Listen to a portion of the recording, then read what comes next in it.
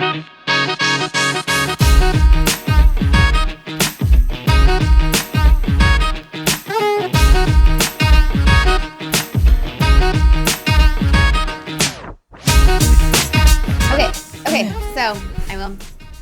Ashley Butenschoen, and this is Make It Public, and today I have Tonya Hickman with me. Tonya is running for the school board in Lynden. Mm-hmm. So, Tonya, why don't you just tell me a little bit about yourself, your family, how you came to Whatcom County? At the time, my husband worked for Customs, and we lived in Everson. And then we decided that all the kids' activities were in Lynden, and so we just decided, right before the market fell, we're just going to move to Lynden. Mm-hmm. And it's been great. Just a lot of great families, a lot of great community. Things that we value are there, And so we've been there 11 years, and it's an awesome place to raise a family. It's not without its own issues, but it's good. Yeah. So how many kids do you have? 2 girls. Okay. 18 and 15. All right. So, I've talked to you a little bit, but why did you decide to run for school board? I mean, is this some career long goal you have? No, not in the slightest. So my husband and I were at one of Gwen's games, and this is when COVID had first came on the scene. And so it was you were hearing a lot of that. Well, at least you get to play. And meantime, Nate and I are learning about all the politics surrounding COVID, and we just felt that was super political, and we're it's a virus. Why does this feel so left versus right? And so we're at Gwen's game, and Squalicum had taken the time to not just yellow tape around the perimeter of the school, but that mesh orange. So it was a 4-foot high. Yeah, it's the hazard barrier. Yes, weather barrier. All the way around. Yeah. So parents couldn't get onto the field. And so we just kind of stepped over. And this is, mind you, she's playing JV. No one's there. Mm-hmm. It's outside. There was just no common sense to all of it, right. And so we kind of stepped forward over the fence, and are standing at the fence. And then the whole field is fenced off. So we're a fence behind the fence. And then she's plays defense. So it was far away, 20 yards or something. Mm-hmm. And so my husband's this is dumb. Let's just go to the fence. Yeah. But you could kind of feel people were just walking the perimeter to make sure that you obeyed the rules. And so we stepped over the partition and then went to the fence, and we're just standing there, no one around us. And this teacher comes up, and he was I saw that you were over there and now you're here. It's what happened? And I was there's no one around, and we want to watch our daughter play, and it's America. And he was well, I teach here, and at least we get to be here.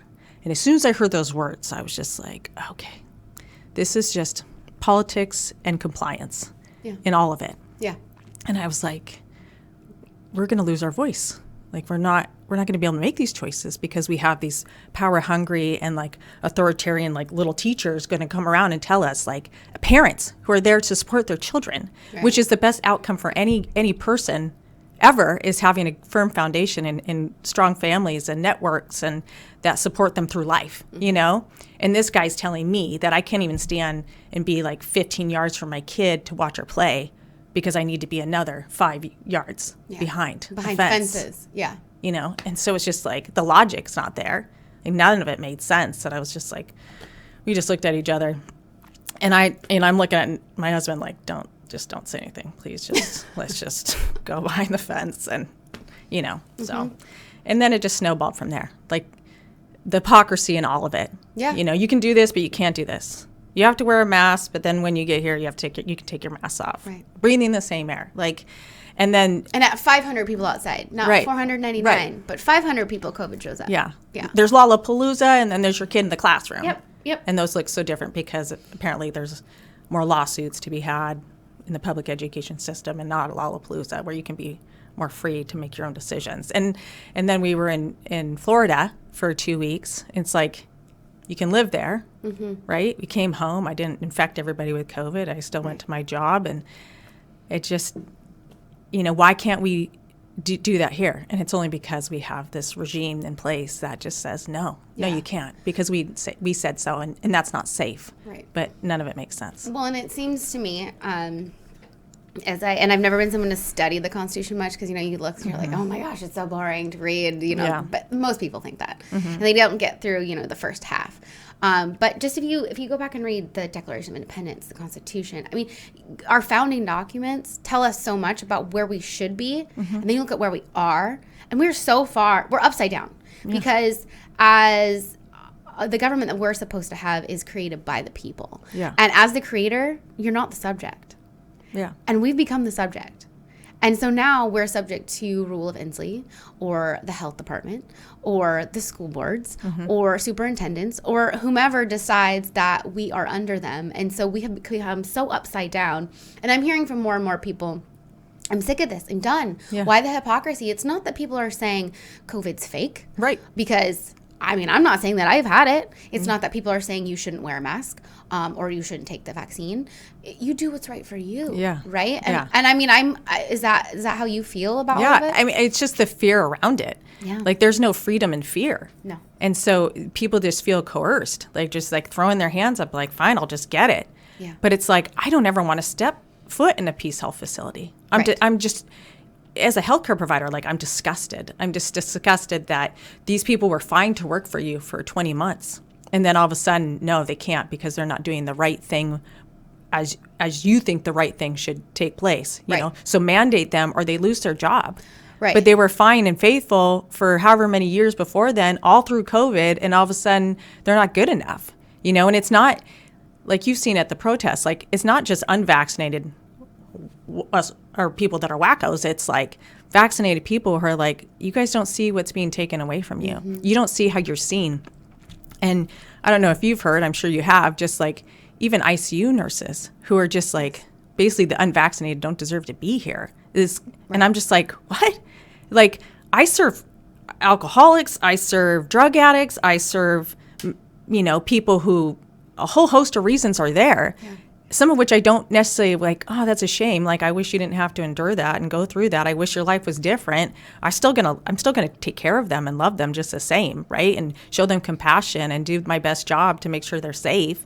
And now all of a sudden you're saying but the people that do that at your facility can't because they're not good enough, because they're not willing to do what you tell them to do. Right. So in this upside down government we've got going on right now, we've got this break apart of making a two-class society right now. Yeah. And our leaders in government locally they're embracing that or becoming complacent in it. And if you're complacent, let's talk about Lynden for a minute. Lynden, you and I both live there. We are looked upon as this Christian town. We have so many churches. Everybody's religious. That's how people think of it.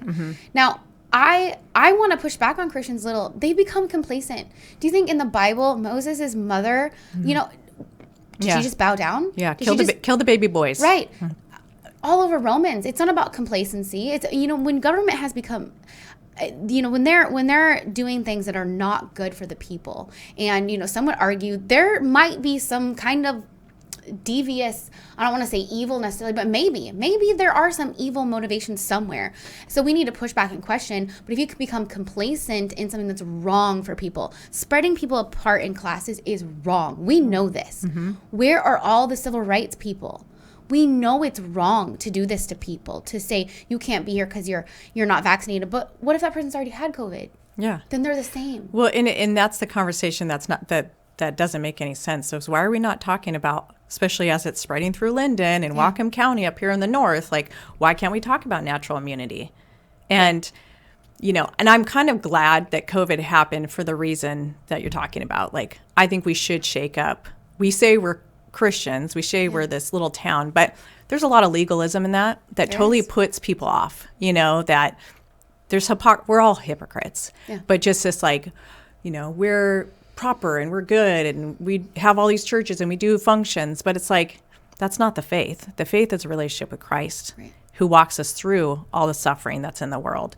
And in this respect, it's people need the freedom to choose and go to work to worship their God and to say this is what's getting me through this. And if you take that thing away from me, Like, no. And so it's finally getting people to say no. Like, Right. I'm not gonna comply to this because I need this. This is what fills me, and this is my community. And Well, I strongly believe, I mean, they did it a little bit. They shut down the churches. Mm-hmm. They've arrested pastors. I strongly believe our government is moving away from one nation under God into one nation under science, and it's the science that they can manipulate and make up. Yeah. And I strongly believe that if Christians and churches do not start to stand up now, they will be mowed over in the very near future. Yeah. We're seeing it all over the world. Yeah. And Christians in China, they don't just bow down and not hold church. no, they're willing to die for their They're faith. willing to die for it. And I'm not saying everybody needs to die for their faith here on COVID issues. But what I'm saying is you need to stand up for what's right and wrong Right. here. And pastors should be leaders. And they should be leading their flock. When you stand before God, can you say you did what was right for the people? Yeah. Well, and there's a lot of positions that are high calling, right? And you don't take them lightly. And it does go back to like Jesus offers us that freedom of choice. Like that's the most respectful thing about our faith is you have a right to choose. You can choose this or you choose to live for yourself. And so I understand like being a pastor, like it's huge, especially during COVID, but it's good because it's getting people to wake up to say, I can't just do this on Sunday. Right. Like I need to live this out. And what does that look like for me? Well, do I know what the Bible says? And we're not supposed to take part in oppression and injustice. Like we're supposed to see something that's wrong and call it for what it is because you're not free otherwise. No. And you won't have your freedom of choice. And, maybe we start meeting in underground churches like they do in China and India and all these places where they're being persecuted, the Middle East. Right. Because no matter, I guess, who your God is, God should come first. And we shouldn't be putting government first. No. And we shouldn't be relying on government to protect us in this way. They're supposed to protect our rights. Yeah. And they're not. No. And when they're not, it's time to step in and say no more, and it's time to elect better people. Right. And so I'm so glad people like you and Kamal and Tyler's running for re-election. I'm hoping that we can kind of turn the tide. There are a lot of people. I don't want to discount fear. I feel like the government is using the fear. They're creating more and more and more issues and reasons to be fearful. Yeah. Like with no end in sight. No They're end not in sight. saying like, if we get here, then this. It's just like what they've been talking about. It's like pushing the goalpost farther and farther away. Right. So like there's really no end in sight. It's just all doomsday at this point. I mean, because if it's not COVID, it's it's climate change or it's overpopulation. It's literally one thing after another. Right. They don't want to fix a problem because they're using the problem. It's like, is Mother Earth gonna like say, well, hey, those funds that were supposed to go to this to clean up this, there's just so much corruption that can take place in all of it. I mean, anybody read what Inslee's about? It's like it's just vague. Yeah. And not really on what he needs to purpose, be. I think, Yeah. because then you can't hold him accountable to things that he has said or he's not doing. Yeah. And it's all for the sake of safety. And, so yes, people have fear, and I want to respect the fact that people are fearful of things and rightly so can be fearful. But I want to help people come out of that fear back into life and realize that you only got one chance to live. And we're not out here trying to kill people. We're not. People are trying to be as responsible as possible. But in this country, you should have the right to choose. And we should have good representation in our communities and local, down to city council, school boards, down to the localist level. Because Lynden is not like Bellingham. And even, Nooksack, Everson is not like Lynden exactly. And so, we need to make sure we have proper representation in those places. So, I guess, I want to a little bit more on Lynden. So in Lynden, government overreach in Lynden. We've got the health board the health department has definitely been weaponized, and they can come in. And I don't know, this is something I'm looking into. I don't know legally if they have the authority to do this, but they have come in and they have threatened Lynden Christian, and they closed them down. There's now been a press release stating that Lynden Christian refused to do what they were told. Lynden Christian is saying, no, we just said we couldn't meet these things without this or this or this. But the parents of Lynden Christian are none too thrilled with their school being shut down for 2 weeks because it's a private school. So, I mean, I know you're running for public school board, but if you had anything to offer or any wisdom to tell the parents or just the situation at all, is there anything you want to say about, someone who pays for education a lot and then shut it down?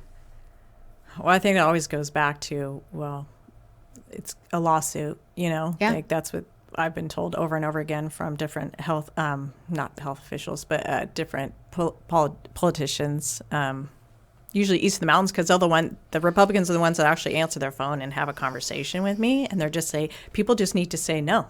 They just need to say absolutely not. And so I've heard of parents civil noncompliance. Civil noncompliance.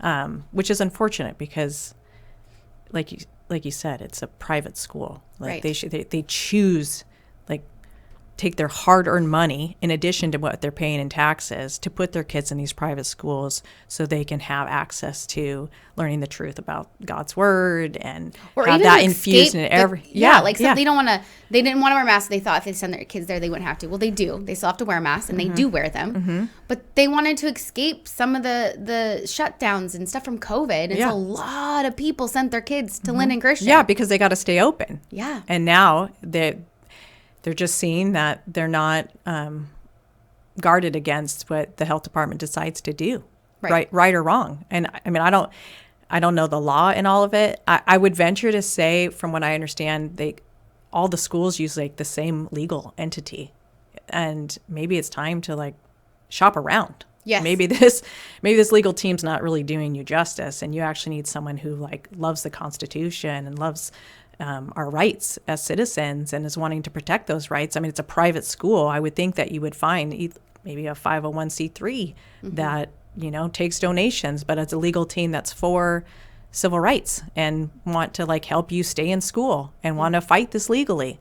I mean, yeah, because it seems like Lynden always kind of gets targeted. Sure. And it's funny because they say, well, it's the rate of case per 100,000, whatever, because they skew the numbers. Yeah. And they say the rate, well, Linden's just blowing up. And actually, Bellingham has more cases of COVID by a lot. Yeah. But people just see that rate of case, per 100,000, and they think Linden's just blowing up. And they're doing it on purpose. They're targeting the most conservative area of Whatcom County and villainizing them. Right. To create that divide that much more. Because people say, oh, well, no one in Lynden wears masks. That is not true. No, it's not true. It's not. I mean, I do not wear one. I have a medical reason, and I'm not complying anymore. I am peacefully saying I am not doing it anymore. I'm respectful to people. If they ask me to leave their store, I will leave. But I will not support wearing it because it's virtue signaling to me. I mean, to me, it's just about compliance. Yeah. That's my personal choice. Yeah. Right? If anyone wants to wear it, I mean, my husband wears it sometimes right along next to me. But I also just can't, because I ended up on steroids because of wearing that thing religiously. And so I don't want to wear it anymore. Yeah. And so for me, I'm not wearing it. But when I'm in Lynden, I'm dang near the only person in Safeway or in Grocery Outlet or anywhere who's not wearing it. Yeah. So this whole narrative that Lynden is keeping COVID alive and us testing the poop, I know some people think it's funny. I think it's stupid. I think it's at first it was funny and haha, but where is this money coming from? We're paying to test the poop when we could be paying for something else. Right. Why don't we spend that money and help the businesses here in town? I mean, I just think causing more division, we don't need it anymore. No. And so... And I think it's just that, because we're pushing back and we're saying, no, we're just going to continue to live our lives. And, I think I said this at the GOP thing, but it's like, there's people living, there's people alive, but they're not living because they're stuck in this place of fear. And I just think, what a shame. It is. Because I've just been in 2 other states where I felt fine to just go and be. And yes, there are some places that we wore masks and there's some places that we're not. And I typically got vaccinated, so I didn't have to wear a mask. And for my job, I mean, this is the kind of pressure that I felt like, okay, I was one of those people. I'll just throw my hands up. Okay, I'll just do it because I'm tired of fighting against it. I don't have any peace about it, though. Right. That's the thing. Like, some people that I know that have done it for that same reason, they have peace about it. I'm left going, I just participated in something I actually didn't want to do. And I'm like, what a shame. I kind of felt like I sold myself out, but I'm moving forward. The pressure that was put on you in order to keep your livelihood. I mean, they're gonna take it away from you if you don't comply. I mean, that's coming down the pipeline. Some places where I previously worked, they allowed for religious exemption, which was awesome. And I totally respect that, and I respected them for it. It was just time for me to move on. And, well, the religious exemption being accepted in the medical community is starting to disappear too. Yeah. Yeah. I said a lot of people, and in the statewide, a lot of people who got them accepted have now received letters last week saying they're no longer accepted and they're being rejected. And so, I guess, so I have a question as far as, I've talked to some lawyers about, the school board is saying, okay, well, we can't give people choice because, we want to, or some do and some don't. We can't do that because we'll lose our insurance.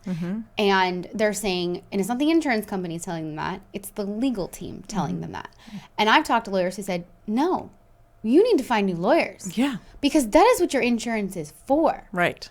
And so, I mean, I know that there are people who are children who are having reactions to wearing masks. Some children can wear it just fine, but there's some children who are actually having reactions. And then there are the children who are sliding back in their education because they need to be able to see people's faces to learn. People need to be able to see their faces to learn. Well, imagine trying to learn to read and sounding out letters and phonetics and everything that goes along with it. And you're wearing this mask, your teacher's wearing this mask. It's a new teacher, so you've never really seen their full face regardless.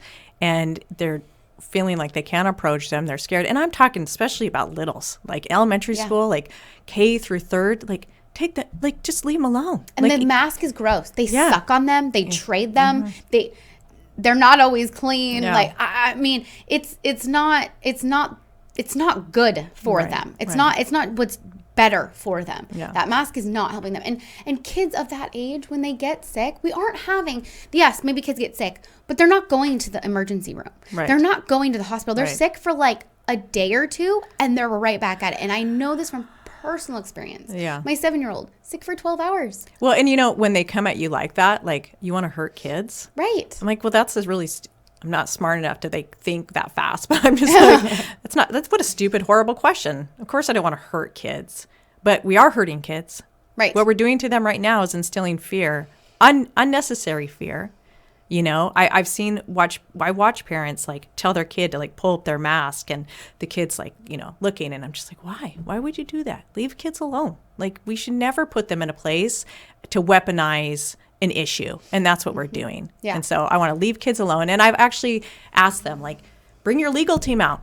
Allow people to ask them questions. Right. Kind of like what Danielle said. Do a survey. Maybe we're the minority. And like, most people love masks and they want to get their kids vaccinated and all these things. And so then giving an exemption to the few really wouldn't be that big a deal, But I don't think we're the minority. Well, and the thing is though, if we're a minority, that creates a problem.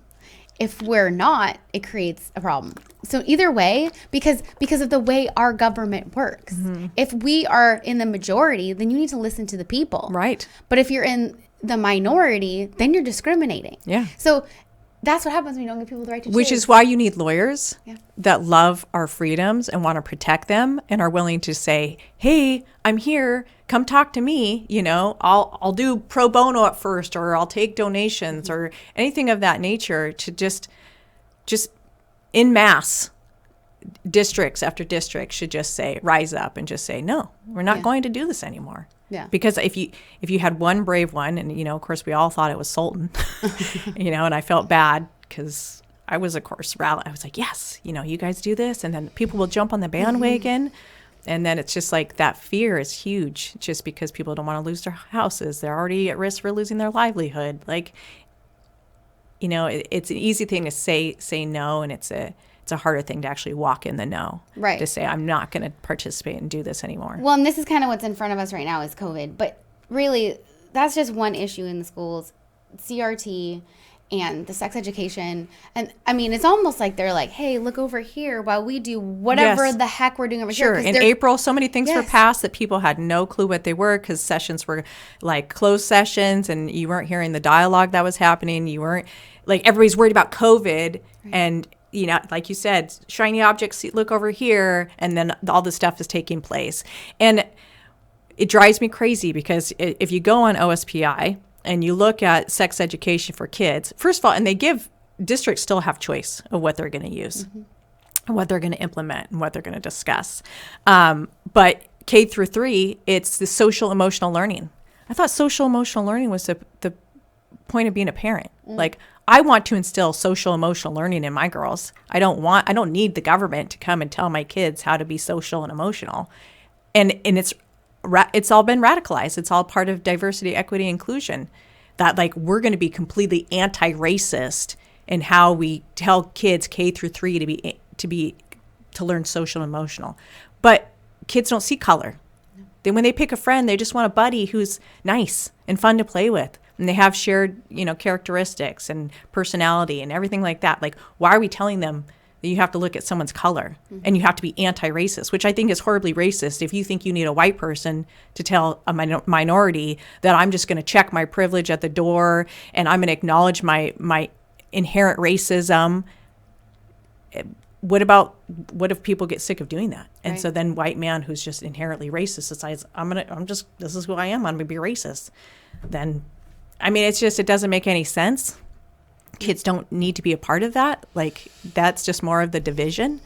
And sex education, I'm a nurse by trade, right? So it's like, I'm comfortable saying things about anatomy and physiology that other people aren't. And so my kids have gotten sex education, like from littles, like this is how you clean yourself. No one else should be doing that for you, to all the way to, hey, this is why sex is so important. And this is really what God designed it for. Like, those are our values. That's what I want to instill in them, and CRT, it's everywhere. It's infused in all of it, because all you have to do is go on OSPI and look at those things. Well, and I'm hearing from teachers too. It's like, okay, so the school boards are like, or principals or superintendents are like, well, we're not teaching that here and blah, blah, blah. But then from the teachers, they're like, well, this is what we're being taught to teach. It's woven in. It's not like it's this curriculum that's what the house of critical race theory. Yeah. And so I think that's what parents think. Well, because we've talked about inclusion or equity libraries in schools, and that's more of the transgender books, and these are being brought home by kids. I've second and third grade parents are messaging me, my kid brought this home, and I am done. I've had enough. This is not okay. They're little. They should not be looking at this. Yeah. And the leaders of these schools think it's okay to have kids so hyperly sexually aware. Yeah. And confused. What are you going to do with that? Like, here's the other discussion is thoughts become actions, and actions have consequences. So if and this is happening in our backyard, right? It's happening in Bellingham, is the district that I'm thinking of. It's like you're constantly having a choice to write your pronouns. Well, that's like, okay, it's putting thought of like, I can choose this thing, not like I was born a male or a female and maybe that's good. And right. There's no science here. Right. There's no science. It's like, it's a choice. Right. And then you have,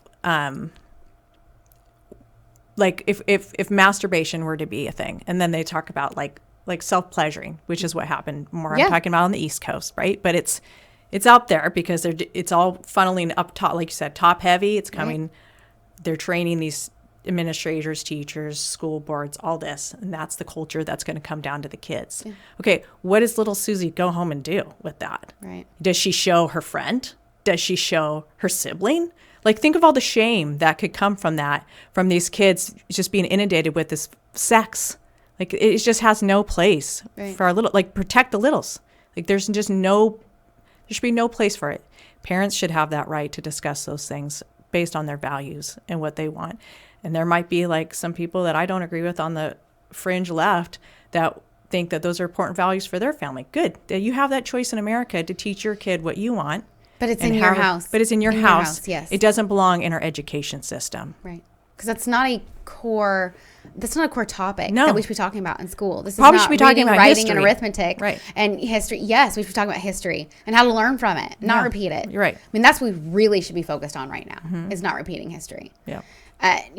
So if you were on the school board, would you want to fight this whole basically kick the can thing where we can't do anything, we're going to kick it back to the county council? Or would you push the school board to say, hey, we need better legal representation? We need to push. Yeah.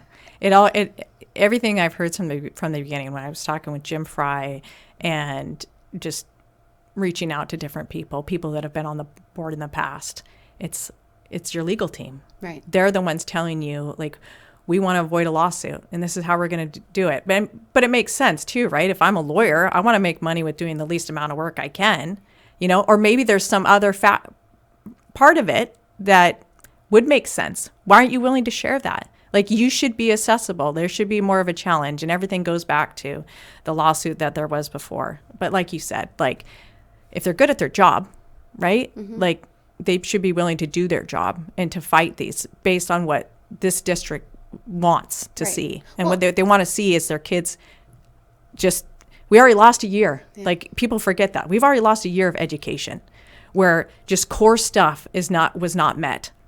So these teachers are now still have the same amount of like criteria that they have to meet.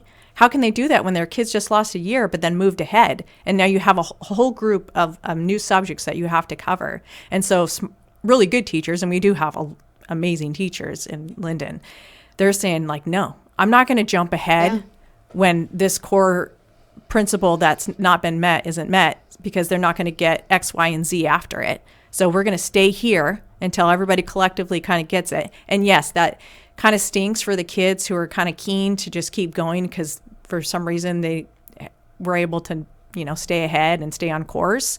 And then, so they think about how hard teachers are having to work. Right. So it's just... And they're being attacked so hard right now. Yeah. I mean, it's not healthcare workers and now teachers and, administrators, just anyone in the education system in general. They're being attacked. And this is the backwards thinking to me that I just don't understand. First of all, you say you cannot open schools with choice to COVID protocols and stuff. You can't open it with no masks or we know vaccination is coming next. Yeah. Because now they're creating these emergencies in the school, all these super spreading events in schools because they want kids to be vaccinated. So we know that's the next thing. But what doesn't make sense to me is you've got kids that are more likely to die from almost anything else. Yeah. And so this is not accidents. Yes. Suicide is huge. Like it was 15 times higher. Yeah, now I think it's health. like over 25 times higher. Yeah.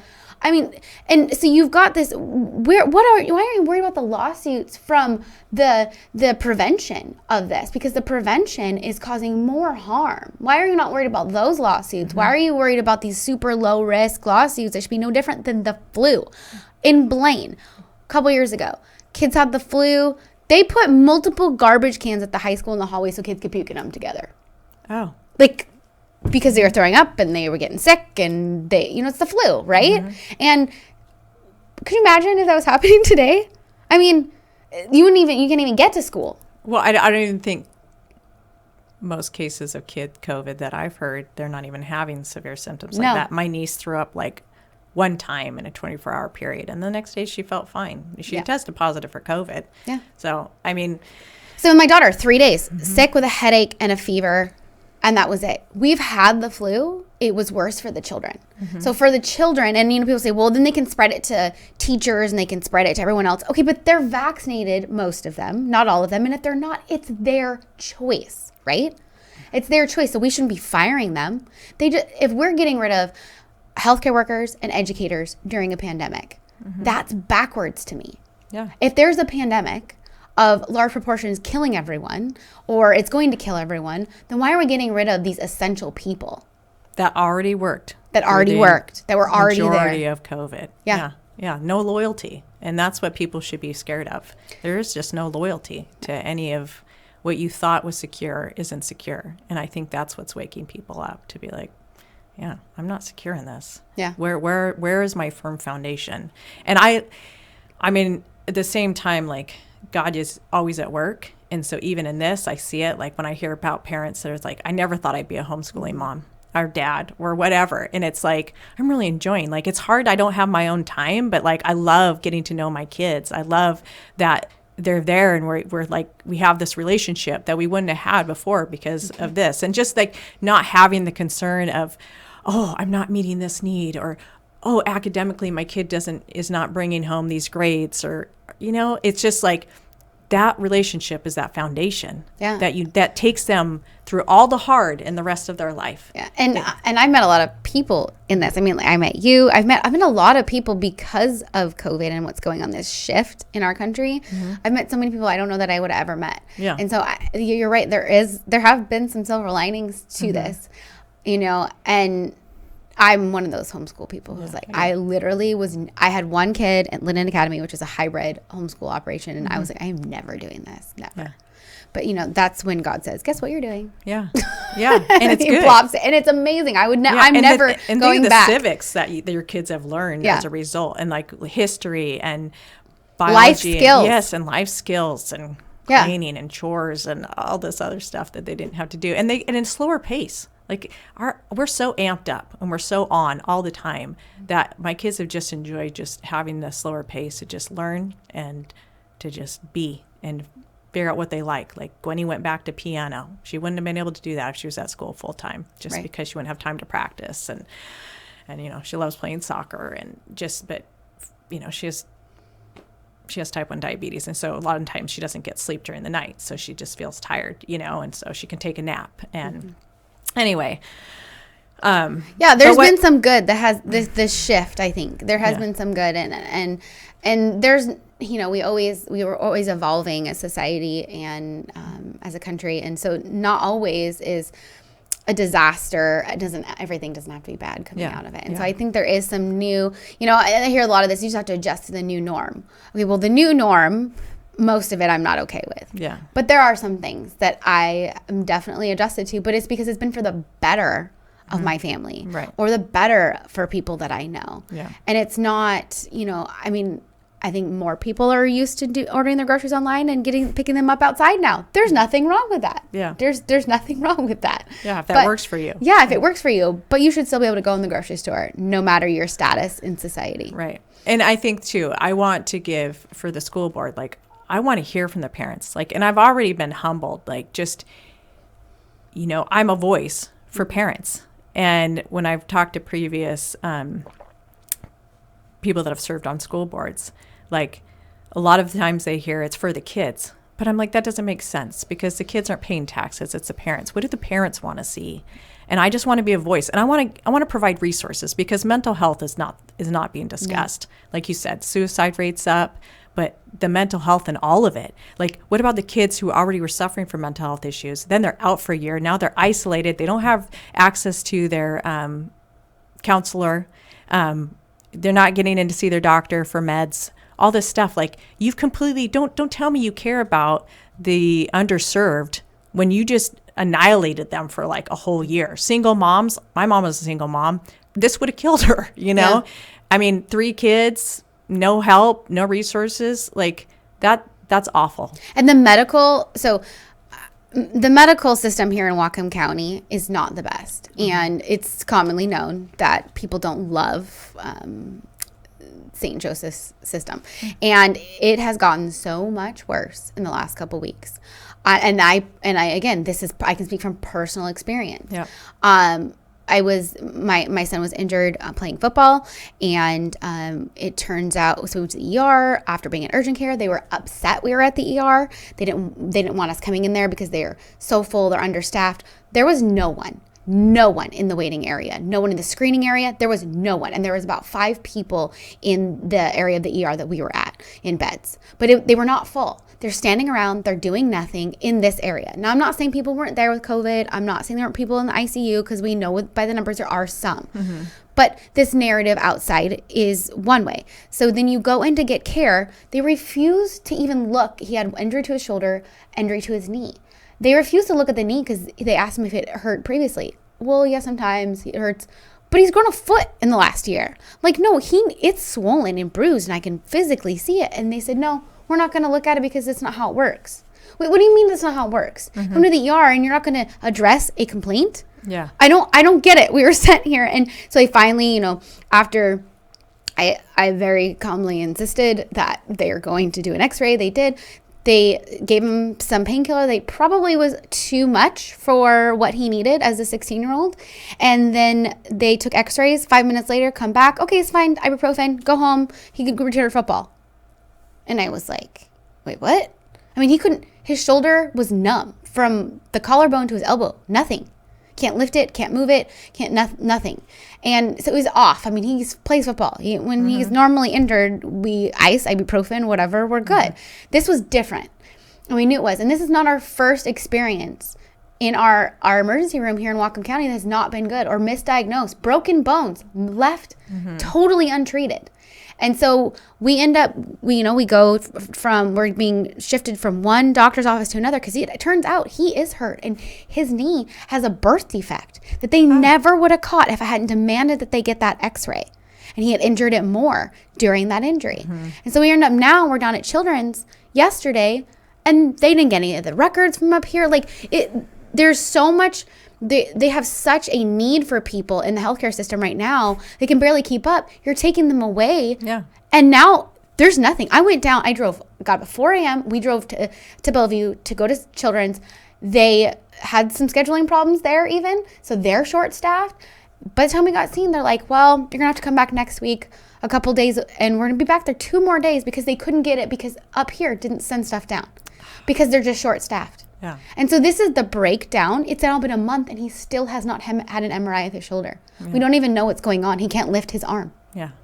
And so how long does a kid have to be in pain? Right. Can't play football. He can't be with his friends. I mean, they're isolated. So we talk about the mental health. We're making it worse with bad health care here in Whatcom County. Right.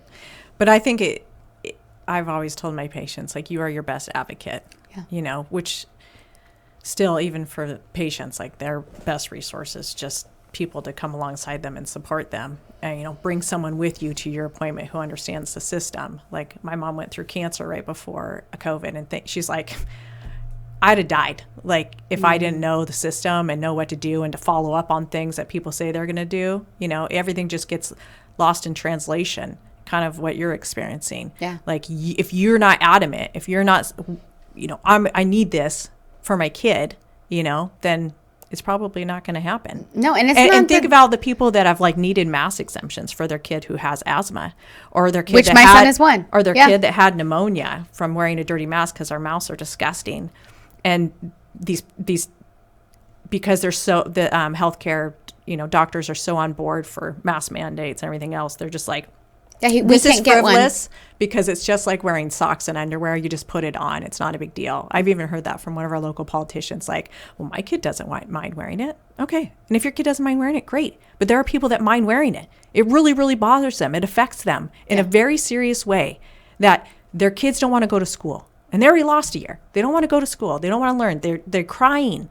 Why are you putting people in that position? Just get them what they need. That's your job. And what's a mask exemption?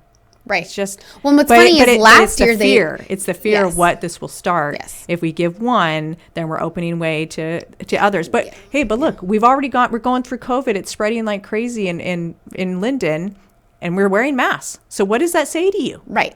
Right. Mm-hmm. Yeah. But we don't have a bunch of people. I mean, there have been people who have died in Lynden, but not everyone's dropping dead. We're not seeing truckloads of bodies they're acting like. Yeah. And so, hey, I think Lynden's going to have an awful lot of natural immunity. Yeah. But are we going to be able to have that discussion? No. And I'm also disgusted by healthcare because why are we not, I have a friend and she was like, I'm having chest pain. And I'm like, well, take some aspirin. That's what we would give people. Yeah. You're having chest pain. You're not allergic to aspirin. Here, take 325 of aspirin. Mm-hmm.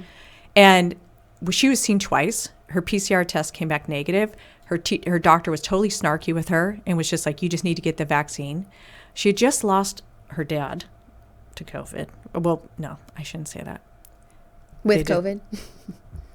Who knows? But mom had COVID. Right. And then all the siblings had COVID, including this friend. And just the disregard and the disrespect they showed her over a vaccine when she's sick. And so I'm like, you need to get your antibodies checked. And so she pushed and she pushed and she pushed. And it was not a comfortable position for her to be in because she felt awful. So no Z-Pak, no prednisone, no nothing. They're not doing anything preventive. Everything just goes back to just get the vaccine. But she's sick. And then it turns out she was positive for antibodies. So she has natural immunity at this point, but it took 10 days for her to get through it. She was super sick and they weren't helping and they were just making her feel stupid. Right. Like, that's not your job as a doctor. Right. And so, yeah. And with my same child who's going through all this stuff with his knee and shoulder, he also had a respiratory thing, or we don't even know now because we thought it was respiratory. And turns out after an x-ray, his lungs are clear, but he has asthma. And he was coughing up black stuff. And it started 18 months ago. Correlation? Maybe. Yeah. And he, because he does wear a mask playing football. He wears that mask when he needs to. But I asked the doctor, I asked the pediatrician, okay, so he's coughing stuff up. They made us do a car visit even after he got a COVID test with no COVID symptoms, because it's like sinus apparently. And so he has no COVID symptoms, no fever, no headache, no body aches, no nothing. They made him get the PCR test that goes like way up your nose. Yeah. And they would not treat him or give him anything until that came back negative. And now, because of the shortage of staff, it took like 5 days to come back negative, and they never even called us so we could get a referral. Yeah. So he's still coughing stuff up. 2 weeks later, no doctor appointment. Yeah. So it's like it's a breakdown, and all because we're holding because of COVID. And this is, I mean, for him, it's probably nothing severe, but what if it was cancer? Yeah. We just waited around and I mean, so for all those people who have severe problems, are we not maybe killing them all because we're scared of something? Well, and you're playing into the politics of it all, because it really just goes back to, if you just got the vaccine, then things would get better. That's what our media is telling us. That's what they're wanting people in the arts, like you hear singer, like, yeah. I'm going to say Nicki Minaj, not Nicki Minaj. Yeah, Nicki Minaj. Yeah. And now basketball players are coming out and saying, like, you should have a choice. Tennis players. Yes. The tennis players, that's the tennis player, he said he can't even practice or play anymore. He doesn't know if he'll ever get to play again after the vaccine. Yeah. But it's like, it's that one narrative, and you can't go against the narrative. And I think people in Lynden are just a kind of a thorn in the side of the health department, right? Because they're not stopping. They're actually attending like the Whatcom Council. And if you hear their stories, like, these are real people that are really being affected in a very negative way, that are like having some serious hardships. If you're the family of a law enforcement officer and a nurse, or law enforcement and a teacher, like, people are scared. And these are like the middle class people. You're just your everyday hardworking people that Democrats are supposed to be for. Right. But it's like this narrative. Like, and if you go against it, you're anti-science, you're anti-this, and it's like the name calling and the just divisiveness of it all. It's like, I don't know. Eventually, I think they're just going to shoot themselves in the foot, and more people are just going to get on board to say no. But well, I really feel like the legal system. The one branch of the judicial system that, like, is the one part that gives it, takes power away from Inslee, needs to be utilized. And unfortunately, it's going to have to come down to lawsuits. Well, and like, even in putting lawsuits forward, we can't even get the judicial system to entertain. I mean, it's not even getting to the judges. I mean, so in Washington, that's even hard. But yes, the more we bring, the more we press. Building a proper case with good evidence is what's important here in Washington State. You can't just throw things and they're going to stick. They won't. And so parents need to, if their choice is they don't want to vaccinate, if that's their hard line, or if they don't want to have their kid wear masks because they're being harmed, they need to start keeping documentation and kind of journaling what's going on, because that's your evidence of the kind of the timeline for your child, so how it impacted you. You got to worry about you and your family. And so, I think that, I don't know about you, but I don't know. It seems like it's all crumbling all of a sudden. And the more there's more and more mandates, I'm wondering if a mandate for education is going to be vaccination. I'm wondering if that's not next. And people say that's their hard line. Like, that's what most people I've talked to. That's my hard line. I'm not doing that. I'm not vaccinating my children. Because a lot of doctors are like, don't give this to kids. Even doctors are saying that. Right. Less and less. Seems like but some of your older doctors who are at the end of their practice are like, no. Yeah. Why would you do that? And if you're an adult, great. But don't give it to kids yet. We don't know enough. Right. And so, I mean, I don't know if it's going to happen before the end of the year. But it seems that vaccines for kids becoming available is coming very soon. And so if you were on the school board and that mandate came down to vaccinate children in order for them to go to school, You can get exemptions for other vaccines. Yeah. And at that protest, the woman, she engaged my daughter. Yeah. And she was like, don't you need vaccines to go to school? And she was like, no. And she kept saying no because you can get exemptions for certain vaccines. You can. And parents have a right. I will always be on the side of your parents' right. It's the parent job is to take care of their families. Right. And that should never be taken away. And that should never be challenged in a way that it is currently, and if it came down to vaccines and that's your hard line because you don't feel comfortable, they were made pretty quick, the mRNA there's studies out there, right? Mm-hmm. And this is not stuff that you can just pretend isn't out there. And so if that's the hard line for you, you have a different choice. And I wholeheartedly support partnership programs. I think that they've worked for us. I think traditional homeschooling works. And partnership program, for those people who don't know, it's when it's kind of like a co-op. Mm-hmm. And you're still in the public school system, but you can choose to do it all at home or part of it at home so you can get help. So we did a video together and talked about reaching out to those partnership programs because they've been a great resource to even full-time homeschoolers. Yeah. And so, I know in your primary you did really well. What do you need help with? People who want to see you get elected, how can people help you? Just vote. I think that's just vote and go to meetings. Don't stop. I think that the last meeting I was in Texas, the last school board meeting on the 23rd. So I don't know how many people showed up, but people need to keep going. Yeah. Even if it's just to support the one or two that actually speak to the school board, you need to keep showing up. You need to get out there. You need to vote. You need to ask questions. I'm not getting phone calls anymore. People can email me.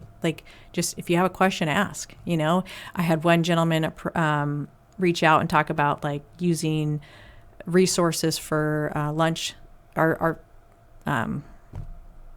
free and reduced lunch or whatever, and using food that we already have in town and supporting local. And then he came up with 3 articles where they're doing that in other places. And I'm just like, that's awesome. Yeah, that's a community coming around itself. Yeah. Yeah. And that's where it starts.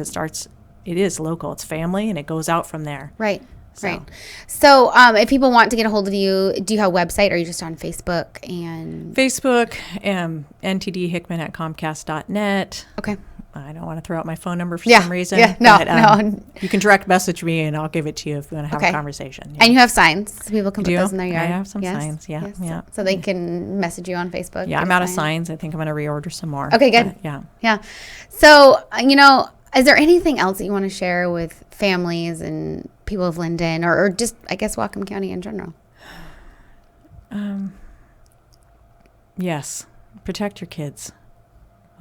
Don't give up your right as a parent to just do what you think is best for them. Because at the end of the day, it's that relationship, it's that foundation that's going to make them better off and help them to weather the storms of life. And you don't get that back. You don't get that time back. And it's precious. Right. And this is a privilege. Being a parent's a privilege. And no one should challenge that. No one knows better than you. No one knows your kid better than you. And you need to protect them at all costs. That's our job. Mm-hmm. And if there's something about this that doesn't feel right, reach out to your local government. Even if you didn't vote for them, don't stop. Don't stop sending emails. Don't stop asking questions. Don't become complacent. Don't become complacent. Now's not the time. If it's coming after Lynden, a private school, LC, it's going to come after Lynden High School. Right. And know that the administration is I feel like they are truly, truly trying to do their best to just stay open because we saw it was a disaster when we didn't. Right. You talk about not leaving kids behind. So many kids have already been left behind. And there's parents struggling. And also, be willing to come alongside somebody else. Mm-hmm. If you have something to offer somebody else, that's our privilege as also Christians, is how can I help you out? What resources can I provide you? What can I do for you? Let's actually be a community that helps each other. I don't know, Yeah, I agree. I agree with you. I mean, that's what communities are for. We need to rally around each other. And I think that in the times ahead, if things are continuing on this trajectory that they're on right now, there's just not the best trajectory. If they continue and people hit that hard line and they got to pull their kids or do whatever they're doing, we need to come around each other and be willing to do stuff. Yeah. I mean, like from the smallest thing to things, food that people need or resources or helping each other, fixing a washing machine or coming around each other and doing things as a community the way that we used to in America. And I also say this, like, there are good church programs. Like our church, there's a couple that started Open Hands. And then, there's Backpack Buddies, which provided food. Like, reach out to churches. Like, and even kids, if they see their families struggling, their parents struggling, like, reach out. It just takes a phone call. It just takes asking questions. You don't know what you don't know unless you ask. Right. So keep asking questions, but keep contacting your local government. And just kind of, not in a disrespectful way, but like, hey, what's going on? Like, make it a civics lesson. I don't know how many times I've talked to Pam at City of Lynden, and she's directed me here or directed me there, and just ask questions, but don't stop. Yeah, don't stop. And, since we've been doing these podcasts and kind of being active in the community, I've met so many people from different walks of life, different sides of the aisle, or not even like maybe they're in the aisle. They're different places. And I think that, be open-minded, because I met somebody who, she's like, I was a liberal, or I think, but what, she's like, it's gone so progressive that what I stood for so many years, it's not. And now I'm like, she's lost. Yeah. And she just needs people. Yeah. And so I think it's important to not say, like, look outside yourself in your bubble and look for those people who need a hand and need help, because you might find the most awesome friends. Yeah, for sure. Yeah. Yeah. And we're all people, right? At the end of the day, we're all people. We're all people. Yeah. And we're that's it. If we all just looked at it like that, the rest shouldn't matter. Yeah.